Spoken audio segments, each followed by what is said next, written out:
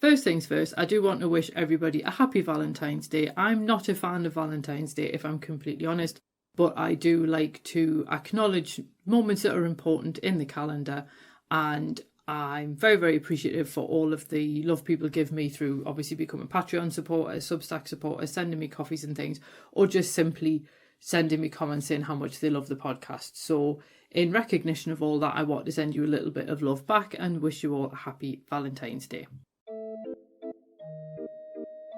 Hello there and welcome to Fabulous Folklore, the podcast for all things folklore, occult and just a bit weird. I'm your host Icy Sedgwick, blogger, fantasy author and your guide into these rather mysterious realms. I've got some rare things to show you, so come on in, take a look around, but be careful not to touch anything. These things sometimes bite. In January, I asked people if they wanted to share any children's folklore as part of my February theme. As a branch of study, this refers to folklore created, shared and maintained by children. Adults are not involved in its generation. So contributors could share folklore they remembered from their childhood, or they could share what they'd heard from children in their lives now. Most responses came from those sharing memories of childhood folklore and broadly fell into 3 categories. As a result, this episode and the 2 that follow will use those categories. Urban legends refers to the stories or urban legends people shared. Games and practices refers to things that people did. And monsters and beliefs refers to, surprise, surprise, things that people believed. In this episode, we'll explore some of the urban legends people heard and spread in their childhood. We'll also examine how they dovetail with wider patterns of such legends where applicable, and also look at those instances where they did actually rely on something that was real. So how do we actually define urban legends? Well, there is a very fine line between urban legends and stories of monsters. Urban legends contain both crazed killers and vengeful spirits, so just look at stories of Bloody Mary, who we are going to come back to. But the urban legend of a killer pushing people into rivers at night, which is found in many cities, is at least plausible. The idea of a vengeful spirit appearing in a mirror is, I hope, far less likely. That said, where children are involved, that sense of plausibility is less obvious. So I've chosen to apply the Merriam-Webster definition of an urban legend, an often lurid story or anecdote that is based on hearsay and widely circulated as true. Yes, the stories of monsters are also spread as though true, but they do fit a slightly different class of stories, so we'll explore those next week. So what kind of urban legends did people actually share? Well, one of the categories that I came across was school rumours, and schools provide an ideal location for many urban legends and indeed folklore, which is why there's an entire episode on school folklore if you're interested. But schools place children into close proximity with one another, often without adult supervision. So when stories spread, they spread fast. Often there can be a sense that children are spreading the information to keep each other safe as well. Owls from the west coast of Scotland reported a legend that, and I quote, "there was a dead janitor in the boiler room," end quote. I'm not sure what the dead janitor was doing or how long they had been there, but I suppose realistically speaking you would expect to find a janitor in a boiler room, just preferably not a dead one. Sam in British Columbia reported a rumour that, and I quote, "a gym teacher's body was buried under the cherry tree on the playground, which is why its blossoms are redder than usual. He was in love with the lunch lady, which is how he died," end quote. I don't know if he died of a broken heart or why he was buried under a cherry tree, but that one feels sad rather than scary and is clearly an attempt at trying to explain why that particular cherry tree had redder blossoms than usual. Sam also reported the popularity of rumours about video games, which was quite fun and also not something that I'd actually considered, so who knows, we might dive into that even further in future. But in one of these rumours, and I quote, "you could totally play as Toad and unlock Sonic and Tails in Smash Bros. Melee," end quote. Clearly you couldn't unlock Sega characters in a Nintendo game, but how cool would it have been if you could? And then the other, and I quote, "Peekaboo and Mew under the truck were things that definitely existed too," end quote. And it sort of seems like a bit of a weird segue from video game rumours into clown panics, but there have been quite a few clown panics over the years, with the last major one being in 2016, and it started in Green Bay, Wisconsin in August 2016 before sweeping the globe. Many thought that Stephen King's It story inspired the trend, although King even tweeted to tell people to stop.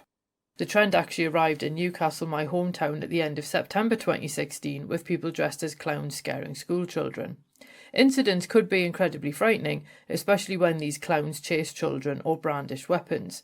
The Thames Valley Police attended 14 incidents in 24 hours in October 2016, in which knife-wielding clowns terrified their victims. Arrests followed, with children as young as 13 cautioned by police. Things took a violent turn in October 2016 in Varberg, Sweden, when a man in a clown mask stabbed a teenager. Meanwhile, in Pennsylvania, someone stabbed a 16-year-old to death because he wore a clown mask.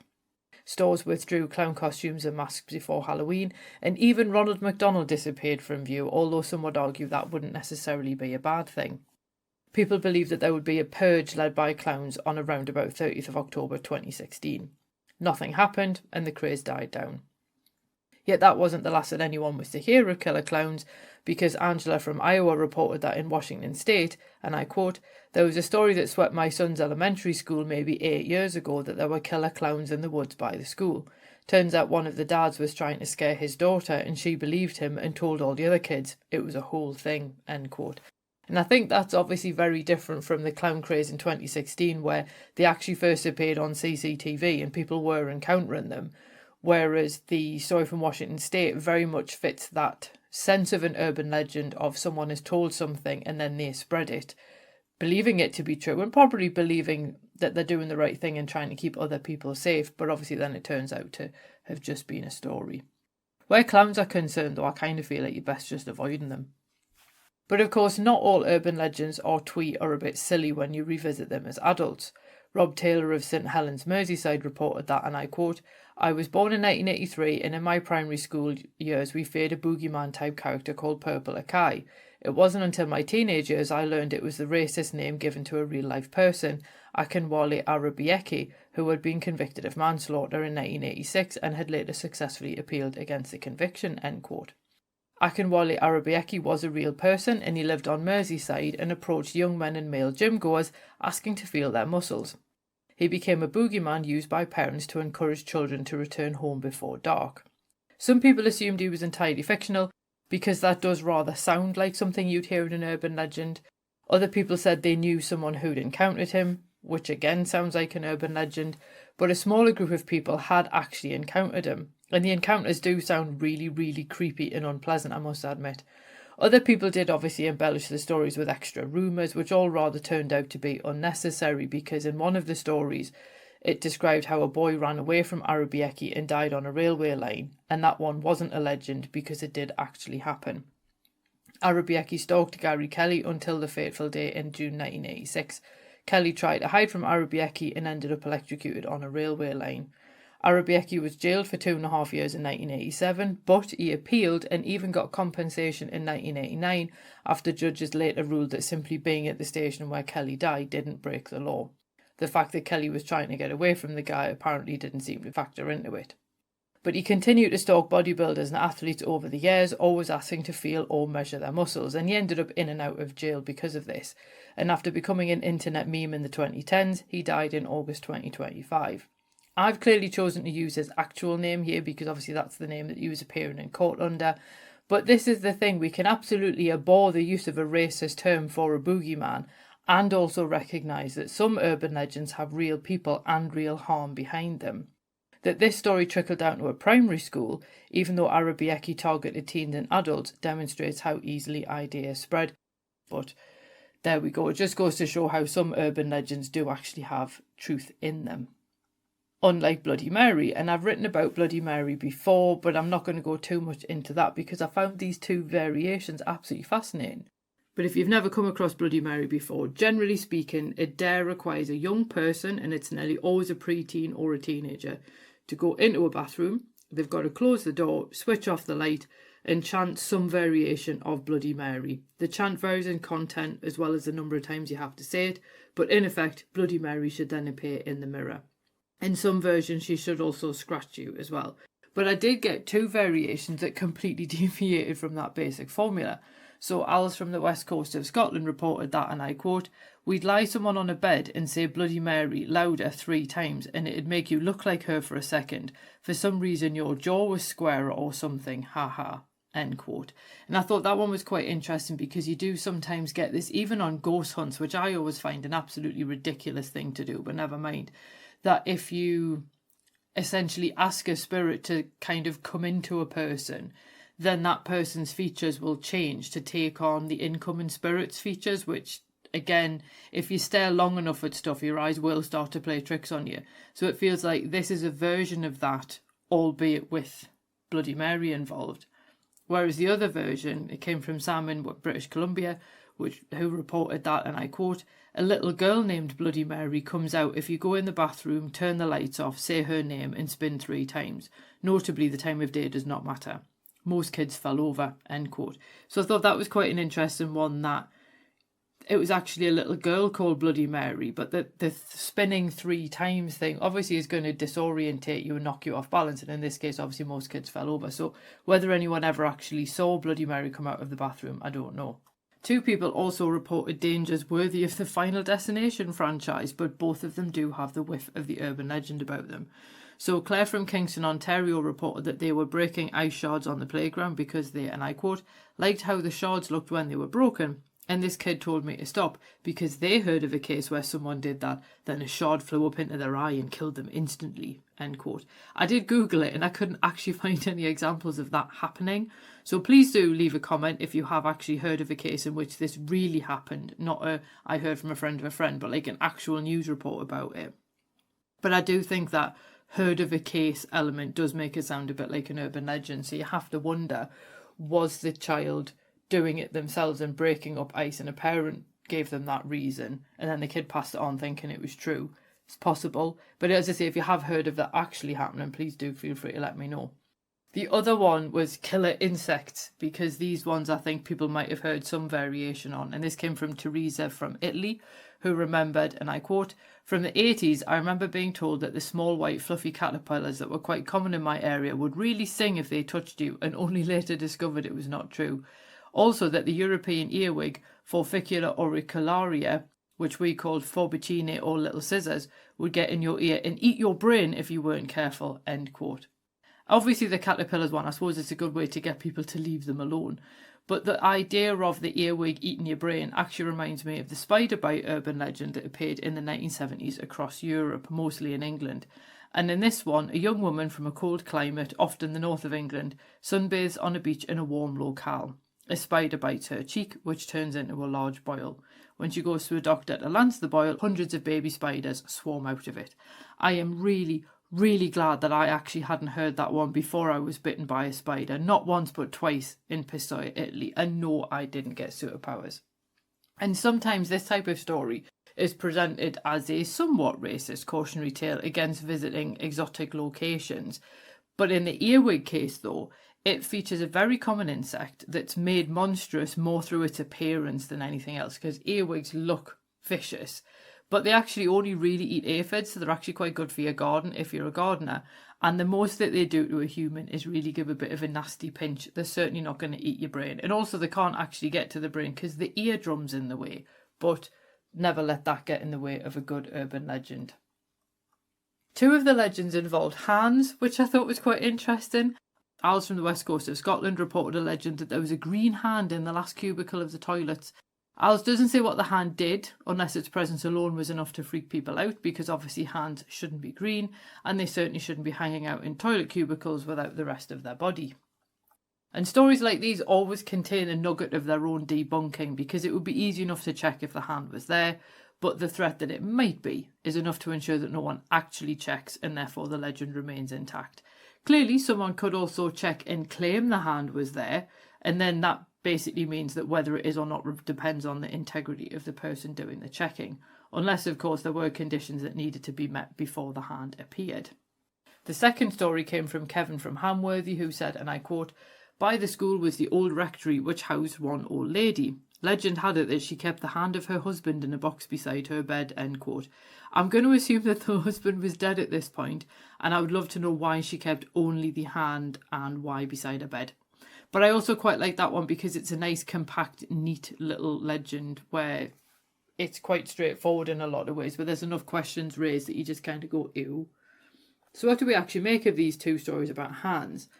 The idea of severed hands often carries baggage around the hand retaining a life of its own post-severance. So Thing in the Addams Family worked with this for comedic effect.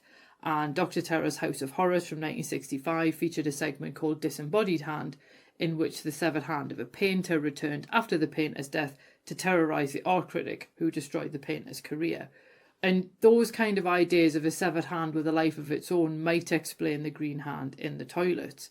But I think the hand in a box kept by the old woman actually made me think more of the Hand of Glory. And I was like, does she actually do something with the hand? And yes, there is an episode on the Hand of Glory if you're interested. Our final urban legend comes courtesy of Sam again of British Columbia. And this one's quite a long one, but it's also an absolute doozy. So let's see what they said.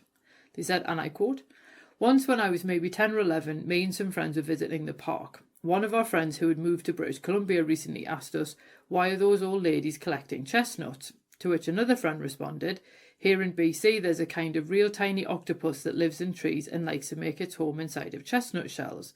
These octopuses are so tasty, rare and hard to find. Only the old Asian ladies, like my auntie, got to eat them back when they were more plentiful, and so that's exactly why you see so many elderly ladies connecting the chestnuts around town every year.' What he said felt true enough, and indeed there were plenty of old ladies who spent their afternoons collecting these nuts. This is a constant, perhaps still today. You'll often see old ladies in the late summer, early fall out in parks and along alleyways harvesting those horse chestnuts, but for what reason exactly? I was a pretty shy kid, and so of course we never thought to ask directly, and so the delicious tree octopuses that friend told us about must have been the reason why, and of course we didn't question it too much in the moment. Not concerned about the truth at the time, we were all like, oh, really neat. Interestingly, this occurred a few years before the Pacific Northwest tree octopus became famous as a hoax website." End quote. Now, this particular hoax, and I'd never heard of it, and I had to go off and have a look for it. And it appeared in 1998, and it was created by Lyle Zapato, which I think is a pen name. But the website essentially started the hoax, and it featured images of these supposed creatures. So if you can imagine pictures of tree branches with octopi in them, that'll basically take you in the right direction. And studies actually use the website to examine how well children can or can't evaluate online information. So in one study that was reported in 2006, 25 students in Connecticut reviewed the website, and they were about 12 or 13 at the time. All 25 fell for the hoax, and 24 even rated the site as very credible. And even when told the website was false, some students insisted the tree octopus did exist. And it's important to note that these were students who were believed to have a really high level of information literacy. Now, I will say, while we might despair at results like this, look at how many people fall for internet disinformation 20 years later. I'm not even going to get into the amount of nonsense that I see on a regular basis purporting to be about mythology or indeed even folklore as well. There's one particular account on Instagram that is notorious for just wantonly sharing misinformation, and anytime anyone challenges this particular creator for where they get the information from, they just claim like secret sources that only they have access to, which is your first instance that this is quite clearly going to be nonsense. So I do have to point out that obviously adults do fall for this kind of stuff as well. But it's also interesting to think how many of those students, if asked about it now, with obviously more of an awareness of misinformation, would also fall for it, because obviously the studies were done like 20 years ago. And I do also have to wonder, did the story that Sam shared actually inspire the Tree Octopus website in the first place? Who knows? Please do let me know if you saw that website at the time and if you thought it was genuine. So ultimately, what do we make of these childhood urban legends? Well, it's really difficult to draw many conclusions because my original survey got 36 responses, which was fabulous for me, but also not necessarily enough people to draw any scientific conclusions from. And the responses also fell into 3 broad categories, so obviously it cuts down the number of responses we can look at. Obviously, my aim was not to analyse them, my aim was to present them and preserve them. But it's quite fascinating to see similar ideas play out across them, even on different continents. So the lack of social media and the wider internet in the 1980s does raise questions about how these ideas get started when there's a lack of exposure from one group to another, which does rather indicate some kind of spontaneous generation of very similar ideas in really, really disparate places. Now, clearly with the type of stories that are being shared, I think plausibility remains our key word, more so for adults than for children. So the idea of ice shards piercing your eye and killing you instantly does make you seem a little bit, no, that doesn't sound massively reasonable once you reach adulthood. And the idea of an elderly person keeping the hand of their husband in a box also strains at the edges of plausibility. And again, when you get to adulthood and have to restrain your imagination. And I think as you grow up, you start to understand that plausible and possible are two different things. And you're more likely to spot that there isn't, hopefully, a green hand in the toilet. Of course, your lack of world and life experience as a child means that a tree octopus sounds plausible, especially when you're told it by adults. And I dare say some adults also fell for it. But of course, as a teen, you might also think the fact that someone created a website about it meant it had to exist. Because obviously creating websites was far more laborious in the late 1990s than it is now. But then again, people do still believe everything that they see online. So if anything, the urban legend to me just proves how important media literacy remains even some 20 odd years later. Like I say though, my goal for this episode was to collect and preserve the urban legends rather than analyse them. So if you remember any of these legends, or indeed you would like to add your own, please do feel free to leave a comment. Obviously, if you're listening on Spotify or YouTube, that's much easier to do. Or you can always go to the blog post that is linked in the show notes and leave comments on that one as well. So it's quite good to basically collect these things while we're able to. So I did think a lot of them were really interesting. I don't know if I've necessarily got a favourite, but I do quite like the idea of the octopi living in trees, because I know it's nonsense, but considering octopi are so intelligent, you kind of do feel like if any species was going to figure out how to do that, it would be them. And obviously it's nonsense, but I just think it's a really cute idea at the same time. Like, it's quite a harmless idea in a lot of ways compared to killer earwigs and things like that, which is just really unpleasant. Anyway, I hope you enjoyed that. Next week we're going to have a look at monsters and beliefs, so I hope that you enjoy that one as well. Remember, I am doing a talk about love magic at Newcastle Castle on 20th of February in person at 6 p.m, and it will be lovely to see you there if you are in the area, and you will be able to buy copies of my book Bring Me Love when you're there. Otherwise, I'll see you next week when we'll have a look at some monsters and beliefs. Cheerio. Well, thanks for listening, and I hope you enjoyed that episode. I don't get paid per play of the podcast like musicians do, so if you'd like to support the podcast so I can keep it ad-free and help me pay for all the annoying stuff like web hosting and cover the hours it takes me to make these episodes, then you can buy me a coffee on Ko-fi or become a member of the Fabulous Folklore family by becoming a paid supporter on Ko-fi, Patreon and Substack. Or you can leave a review, tell a friend, or share episodes on social media for free. It all helps.